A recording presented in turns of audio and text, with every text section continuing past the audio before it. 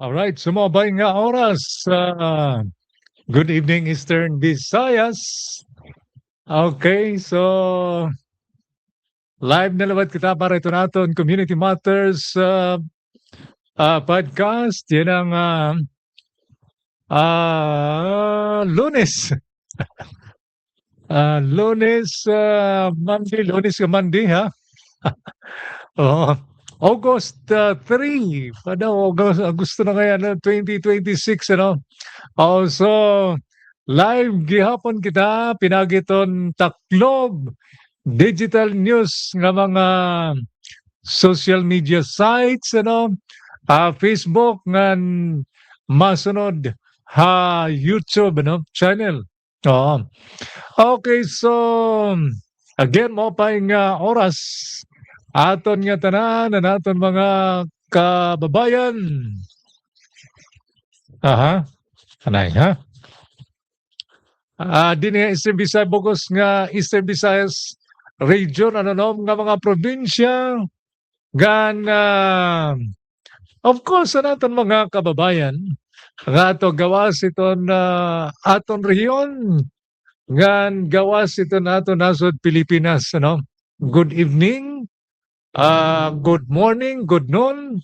Oo, naman na oras. Ito niyo namumutangan na pagkinang nga mga panahon, ano? Again, yun ang Monday edition. Ito natin Community Matters Podcast, August 3, 2026. Alright, so inipagyapon na niyo ka upod hi Roel Montes, and it is my privilege, to be with you once again. Yan ang Monday evening. Kay dinahan Friday, baga maray kita magkarampang kay may na nato emergency. Personal nga aton ginatindiran. So adto pa hospital naton anamon kuan magurang kabugto. So ngadakan man na alis ngit Wilson. Alright, so padayon kita, mano pa man mga kasangkayan, mga ka-community, tonight we begin a new chapter, ha? Ito naton kanang taklob digital news commitment para yung tinatawag na accountability journalism. Accountability journalism. So this is not just another news story. Yan na ito natin paggiramang rawan. This is an investigation. This is about public service. This is about public funds. And most importantly, this is about you, about me, and about us. Kita din aton Eastern Visayas region. Okay, so aton pag tikang ining aton hisgutanan yun no? Yan, by the way, aton gihapon ini ginabrihan para ito niyo mga comments, mga reactions, mga suggestions ngan may daniyo igdudukang, may daniyo papahangmit nga istoryahon nga sugod man kabahin gyapon ini nga aton ininhimang rawon. Ibutang la dito naton comment section, ha? Diha boss. You can also text me. Pinagito naton mobile number nga 0927 550 2450. Dito natin crawler. Kung makalanat ka mo. Hindi pa problema pa, no? Alright, so, yan. Again, for your reactions, mga comments and suggestions, abierto ni nga atong programa, atong Community Matters Podcast para ito niyo mga suggestion and mga reactions, Okay. So aton paghisgot, aton ini paghimang rawon kaparte ni although aton na nagadi ni nahisgutan, di man naglabay nga mga episode ano, bisan pa nga niya didahan naglabay pa nga tuig. Okay. Di ka nga nato nini pagyana. Importante. Pira ang ginagasto ang Tacloban City parahan pagkuha o panguliktahan basura. Di ba? So, sounds familiar? Ha? Mga taga-Tacloban? Oo, paso mo naman ito ano? Well, yes. So, piraan ginagasto han Tacloban City. Karigsingon han City Government of Tacloban paran panguha o pagkolektan basura. Kon milyon-milyon ka pesos ani alutagan kada tuigan syudad. Ang tanong, bakit meron pa rin mga lugar na nalalangan ang koleksyon? Ha? Kay anong usahay kundi kasagaran nagtatambak ang basura kundi lang. Kaya nga may mga residente nga nasiri nga diri regular ang serbisyo karayog singon ang pangolektan basura. Yan ang pinakadako nga pagkaya ng mga ka-community, no? Pinakadako nga pagkaya na nakakarawat ba hinsakto nga serbisyo ang mga taxpayers para ira ginbabaydan nga buhis. Ano?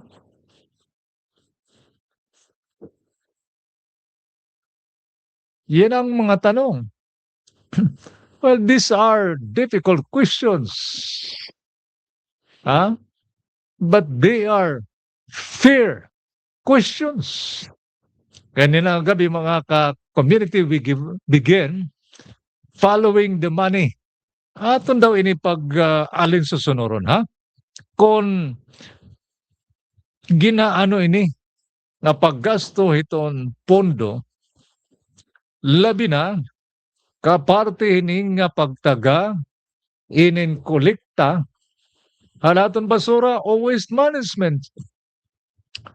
Okay? So, yun ang gabi ansyahan ito na aton paglunsad at aton pinakabago nga TDN Investigative Series na may naton title nga The Price of Garbage Following the Money Behind Tacloban's Waste Management System.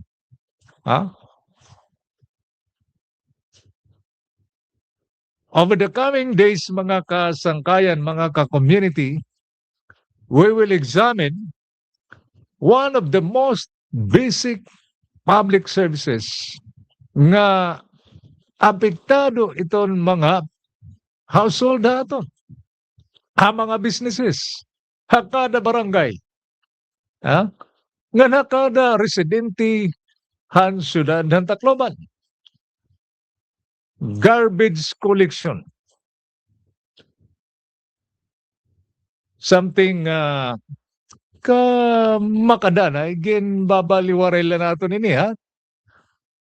Until nga nagkakamayada ni mga pagkadilatar, until nga nagtatambak na ini mga basura, until nga itong mga communities nagtitigang na pagpakyanan mga pamakyana nga until now, baga sugad-sugad hinwaray piniklaro nga inin kabatunan. And nagpapadayon ito naton pag ininingita.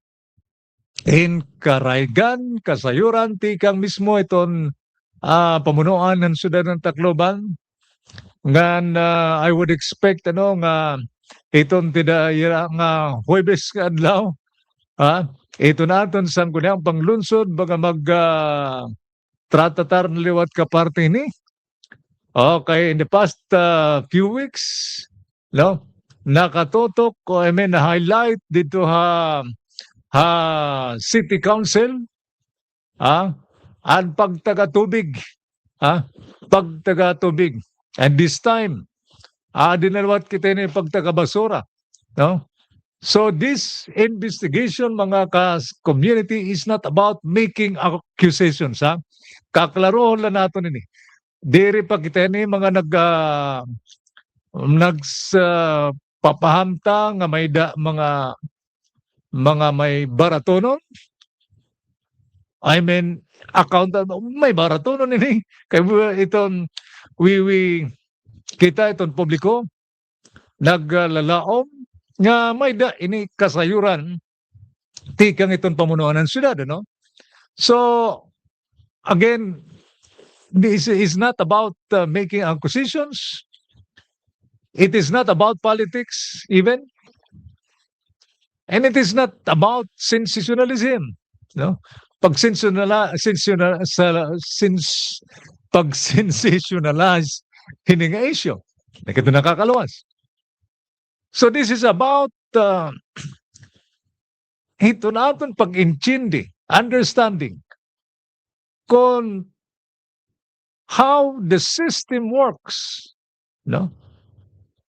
Kung nangangain iton pundo, iton publiko, where public money goes,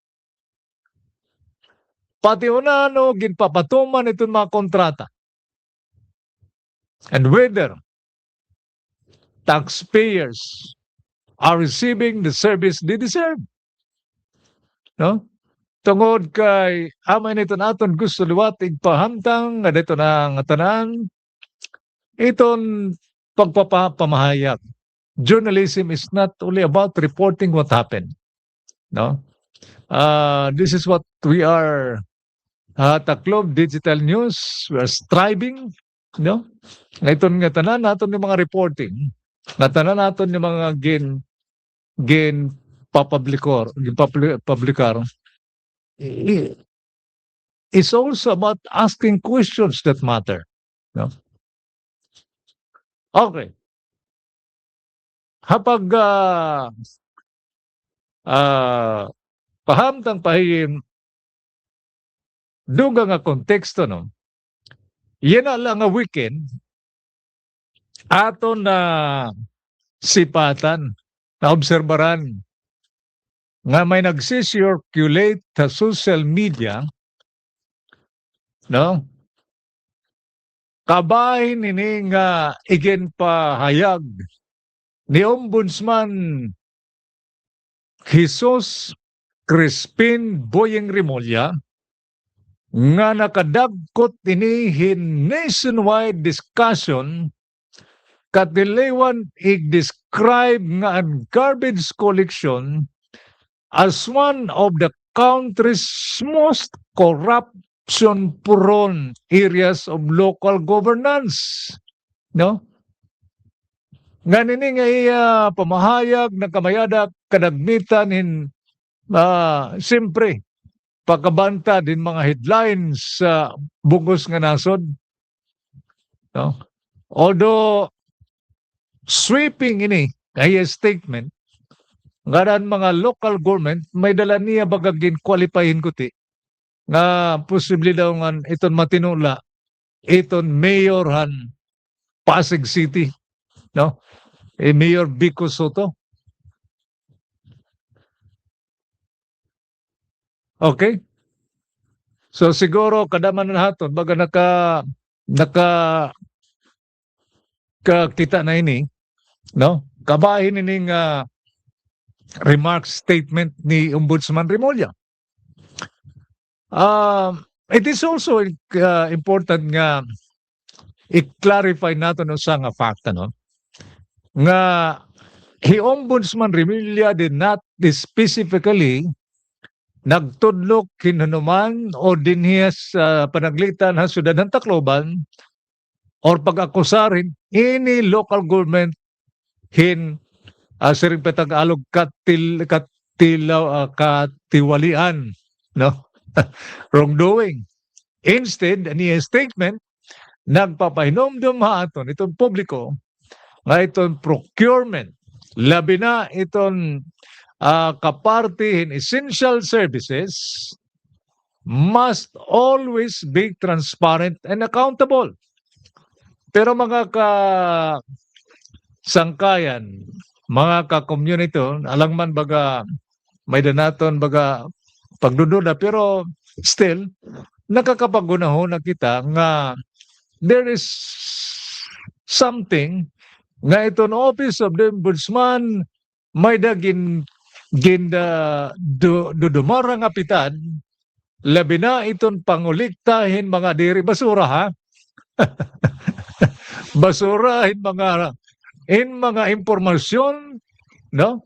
Mga records, kabahin ini mga bagay. Otherwise, Ombudsman Remulla will not magpapagawa sin sugadin niya pahayag, ano?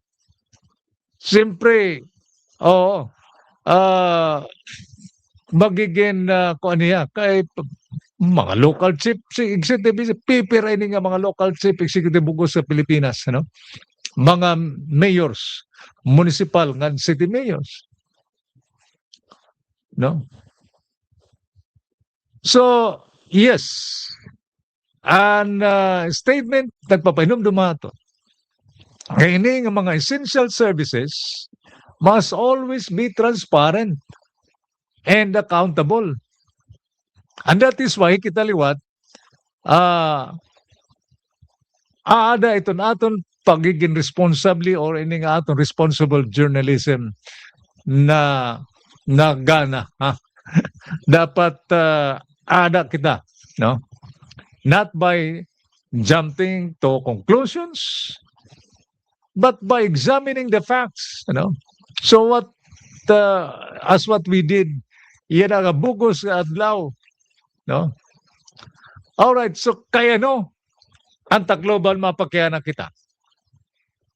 Ha? Di rin natin single out ini. Pero all right, let me go on, ha?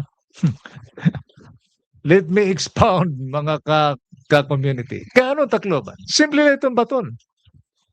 Di ba? Kainin natin syudad. Ini natin komunidad. Ha? Ini ang serbisyo nga adlaw-adlaw natin eksperisyahan. Bada kita mga residente nga nasiring baga may regular na natin collection. Pero may daliwat, ha? Di ba? Dito, may social media nga ni, ano naman kita nga tanan, ano? May dulat mga barangay, nagre-reklamo ng usahay, talaga, kuwagod, dilatado. May daliwat mga mga litrato, mga video, ay ipapagitin mga natambak kabasuran, pipira nga mga lugar, labi na din mga social media. So, ini nga mga obserbasyon, di rin nangulugan nga may dayon na himong again, katiwalian. No? Although, very evident nga may problema sa sistema. Alright? Nangangulugan ini nga may mga pakyana kinanglan naton batonon pinaagihin impormasyon sakto na impormasyon. Okay, so following the money ay di mga ka-community every day Tacloban nag-generate approximately may na nato nakuha yan ang adlaw ng mga datos 127 ka metric tons in solid waste, ha? 127 metric tons every day. Garbage truck travel ngadto mga barangay panguligta iton mga sinisiring household waste. Kada tuig, iton syudad, panggobernuhan ng syudad, nagalutaga hinin milyon ka pesos para daw la maging malimpyo iton syudad. Tens of millions. May na nato ni figures niyan or ito naton masunod na episode. That the money belongs to the public, Tikang ito haaton yung mga manburuhis. It comes from businesses. It comes from the people. And every piso deserves accountability. Okay? Now, hatong pagbadayon ini, panguhain mga tinatawag publicly available nga mga information o mga datos. Ato ninigin kita iton mga COA reports, Kaya damo iton posible ato mapakyanan. Ano man naging bubuhatin iton COA o Commission on Audit? And that is a fair question, di ba? Alright, so ang pinaka-latest natin nga nakuha yan, ito na available, And available yan ang annual audit report, itong Commission on Audit, kanang 2024 nga annual audit report. Bagawaray pa ka ng 2025. So, ini nga COA annual audit report rendered in qualified opinion kabahin ng financial statements sa siyudad ng Tacloban tungod hin several governance issues. Several governance issues involving project implementation, inventory monitoring, and internal controls. Aton lang inigin mabasihan ini mismo nga mga wordings of findings mismo hini nga annual audit report. So again, several governance issues involving project implementation. Kung iyo may numduman na ato mga previous episode, ato naghihapon ni giningadayan in worth of hundreds of millions of projects nga nakatingga din sa siyudad ng Tacloban,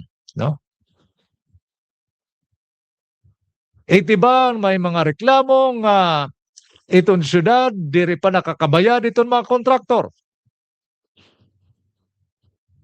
Rason nga may mga proyekto nga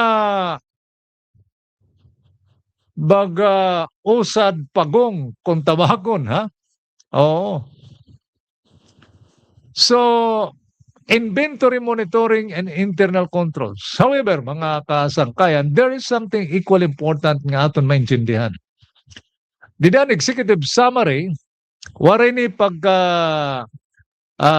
specific nga audit finding against itong Tacloban City Garbage Collection Contracts or hiton private garbage contractors. Waray pa ini. So most probably, magawa sini dideton ka ng 2025 nga annual audit report. Anyway, so kita liwat as responsible journalism aton gin practice karoig singon itong reporting not only what government documents say, but also what they do not say. Diba? So that distinction matters, diba? So kaya nga ato ni ginihimo. So may danato ni series again and starting today, starting iniyan ang aton episode, ganin masunod yun na ito na aton yun ang mga simana. So Hataklob Digital News, we believe nga accountability journalism begins with documents. So as ito, we already started. In fact, we spent the whole day in collecting, gathering in mga datos.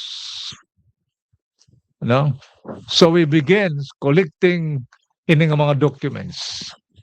not rumors, not speculation, not politics. So ito naton investigation will rely on official procurement records, iton budget ang syudad, iton mga kontrata, di ba? Ang pagtaga LMWD, dili pa ko kita man, kay we're trying to have copy nga mga joint venture agreements. No? Nagsigwila kitang guti, pero haros para-parehas ini mga kontrata. So, all right. Commission on Audit Report. So, may dana nato initially. Of course, mga interview. Field reporting. Nga amin panawagan naton nga magpahayag, magpabati tingog it mga tao. Tingog it mga tao. Because facts should always come before conclusions. Facts should always come before conclusions. And question matter mga kasangkayan. Our investigation seeks to answer mga pamakyana so gaditon how much and ginggagasto ba itong syudad bahin itong garbage collection. Hino it mga private contractors ini. Pati unan nila ginpili, gin-select. Of course, may procurement process. How are collection routes assigned? Oo, kay baga aton pag-intindi ni sila baga nagdugang daw inin mga contractor. How does iton city monitor contractor performance? Adton nanonood naman naton issue nga gin-raise ni Councilor Jerry Oy. I think di dapat na naglabay nga tuig, no? In fact, nag-privilege speech nga ni nagyapon, didahasan ko niyan panglunson. Nga iton contractor ini, kay dudo ini ka-kontrata, kalain ng kontrata, karag singon, may contractor la para itong garbage collection, nga another contract dito liwat, mismo itong garbage site.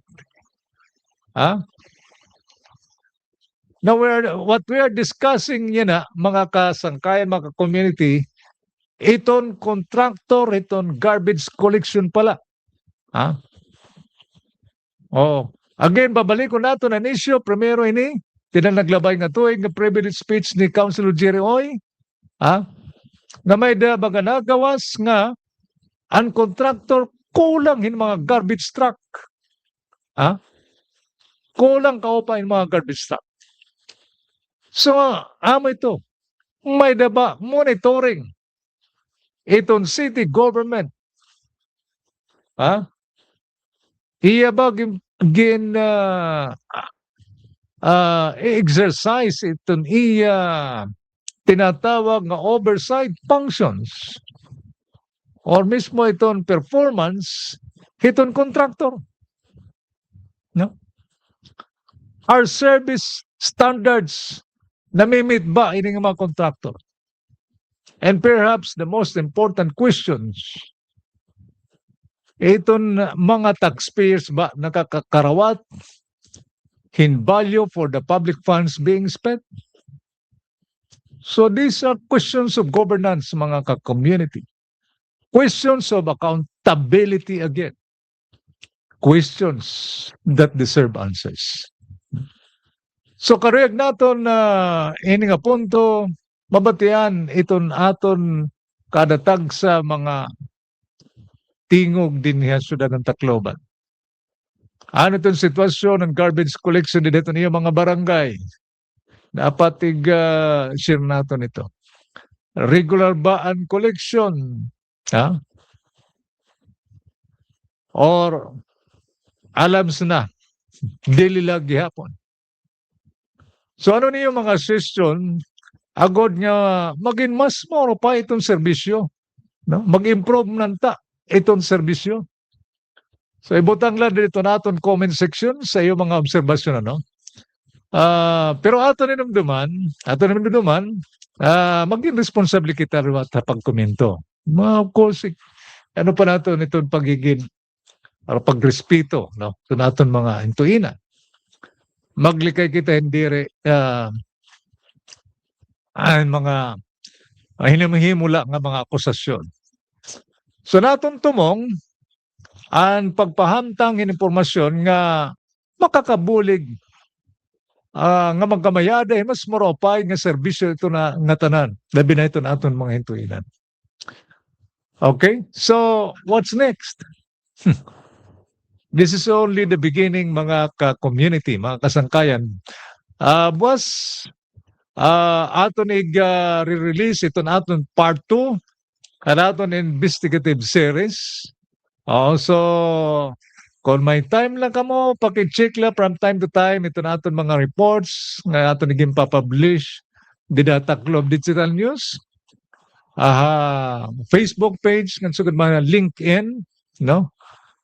So yes, part 2 about investigative series. And aton part 2 will delve hiton hino ba ito nagkukolekta itong garbage hantakloban. So aton ini pagingilal-on itong mga contractors. We'll try to explain itong procurement process. Examine itong collection zones. Nga naton ini kikitaon kung paunan no ang kanang syudad waste management system ginoorganisar, no? So as the series continues, mga ka-community, we'll also examine official documents. Iton mga provisions nila contract.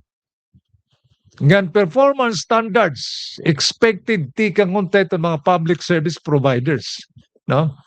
Diba? Kaya kinahanglan natin ini mga habarwan.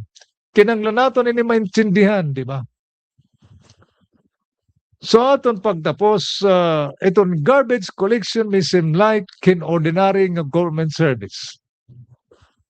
Pero kung itong basura diri na kukolekta tuhay, communities are affected. Public health is affected, no? The environment is affected. Diba? And public trust is affected. And it's very baga may degree of frustrations kita kay we're supposed to be the premier, no? City habugos nga Eastern Visayas region. So public trust is affected. So ini nga aton investigation, mga ka-community, is not about probing someone right or wrong, no? Kundiri ini ang pagdusula, pag-awhag, pagpahamtang, transparency. Pagpahurugot, pagpadirdigon ito na accountability nga bulig kita, no? Hito naton mga kabugtuan, mga mulupyo pa rin mas maropay nga pag-intinding kung paunan no ini nga public services igin papahamtang igin de-deliver. Because at the end of the day, this is not merely a story about garbage. Imang raw ini kabahin itong pamunuan o governance. It is a story kabahin itong responsable nga paggamit itong pondo itong publiko.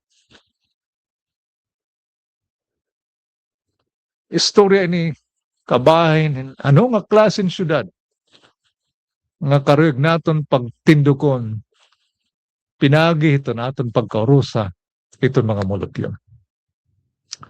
Thank you for joining us. Yan ang Monday edition nitong Community Matters Podcast. nga kon anaton discussion ni nga gabi mga ka-community, mga kasangkayan has been meaningful to you, no? Alayon la, please share this live stream para daw pakunta aton it maging well-informed nga makabulig ito naton tinatawag constructive conversations. Kabahin mga isyu nga direkta kita apektado ito naton mga komunidad. So pag-ipalo Hatak Lob Digital News on Facebook, YouTube, LinkedIn, and other digital platforms for continuing updates on this investigative series. By the way, before we end, karoon natin padanga tin mapasok nga paglamano. Although nag-feature na kita ini, no, kay didahan naglabay nga ano ba itong adlaw? Biyernes ba ito? Oo. Nakatambong kita outstanding nag-cover ha. Outstanding Eastern Visayans Award, no? Inaugural ining pagpadumarahin